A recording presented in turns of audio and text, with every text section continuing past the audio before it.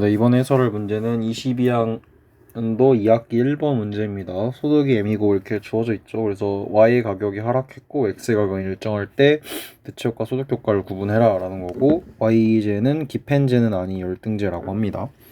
자, 일단은 처음에 들어가기 앞서서 이 문제의 조금 핵심적인 포인트는요, 제가 봤을 때 이 기펜제는 아닌 열등제인 것 같아요. 이거 튜터링에서 한 문제긴 한데 한 번 더 설명드리겠습니다. 자, 일단은 기펜제가 아니라는 거는요, 기펜제는 뭔가요? 가격이 오르면 수요도 올라가고 가격이 내리면 수요도 내려가는, 즉 뭐예요? 수요의 법칙을 따르지 않는 재화가 바로 기펜제 되겠습니다. 자, 근데 기펜제는 아닌 열등제래요. 그러니까 우리가 원하는 건 뭐예요? 수요의 법칙은 만족을 해야겠죠. 자, 열등제에 대해 설명을 드릴게요. 근데 이때 열등제가 어떤 재화인가요? 열등제는 소득이 늘어나면요 수요가 내려가는 재화를 얘기를 합니다. 우리 이제 수요가 X라고 표시할게요. 그쵸? 소득이 늘어나면 열등하니까 수요를 더 안 하는 게 열등제 되겠습니다.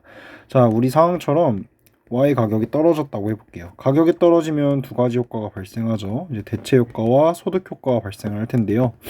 먼저 대체 효과에 의해서 가격이 떨어졌을 때는 소비가 올라가게 되어 있습니다. 이제 소득 효과를 볼까요? 가격이 떨어져요. 그러면 실질 소득은 어떻게 돼요? 실질 소득이 올라가게 되죠. 실질 소득이 올라가면 어떻게 할까요? 수요는 떨어집니다. 왜냐면 열등제니까. 제가 아까 말했죠. 소득이 올라가면 수요가 떨어진다고. 자, 근데 아까 뭐라 그랬나요? 기펜제는 아닌 열등제이기 때문에 수요의 법칙은 만족해야 돼요. 즉 가격이 떨어졌을 때 수요가 오르긴 해야 된다는 거예요. 그럼 둘 중에 어떤 효과가 더 큰가요? 대체 효과가 더 커야겠죠. 그러니까 이 감소하는 폭보다 증가하는 폭이 더 커야지 최종적으로 증가할 테니까요. 결국에는 대체 효과가 소득 효과보다 더 크구나. 그리고 방향은 둘이 반대구나.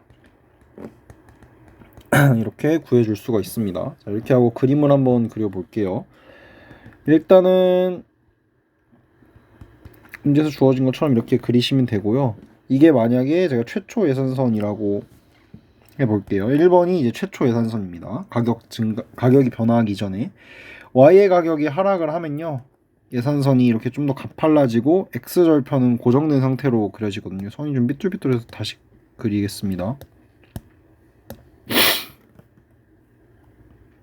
네. 이게 지금 최초 예산선이고 이런 식으로 그려지겠죠. 이게 지금 가격 변화 이후 예산선이에요. 가격이 떨어졌을 때 왜 이렇게 되는지는 예산선을 식을 쓰셔가지고 이렇게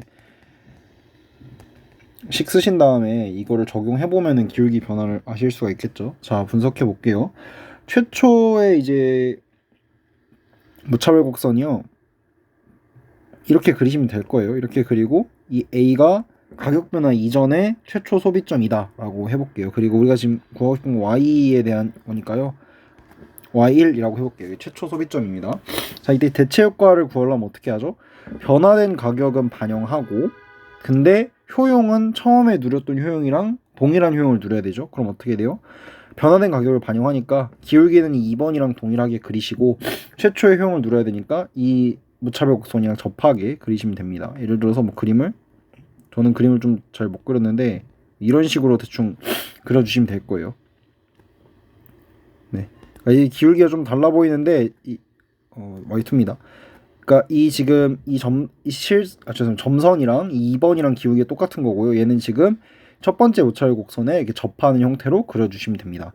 자, 그럼 이게 대체 효과를 표현한 거죠. Y1에서 Y2까지 가는 게 뭐다? 대체 효과다. 이렇게 써주실 수가 있어요. 자, 대체 효과는 지금 말한 대로 가격이 떨어졌을 때 Y가 증가하는 방향으로 잘 작용하고 있죠. 자, 근데 소득 효과 어떻게 작용해야 되나요? Y가 가격이 떨어졌을 때 소득이 아니고 수요가 감소하는 방향으로 소득 효과가 작용해야겠죠. 그러니까 최종적인 소비점 같은 경우에는 뭐 이쯤에다 그려주시면 됩니다. 그래서 보시면은 여기가 이제 Y3가 되는 거죠. 자, 그럼 어떻게 돼요? Y2에서 Y3만큼 이 감소하는 거 있죠. 이만큼 감소하잖아요. 이게 소득 효과다. 이렇게 표현해 주시면 됩니다. 이해되시겠죠? 자, 중요한 건 뭐다? 기펜제가 아닌 열등제 같은 경우에는 대체 효과가 소득 효과보다 더 큰데 이때 둘의 방향은 반대다. 그래서 대체 효과 같은 경우에는 지금처럼 수요가 느는 방향으로 작용하고 소득 효과는 수요가 줄어드는 방향으로 작용을 한다. 이렇게 그려주시면 됩니다.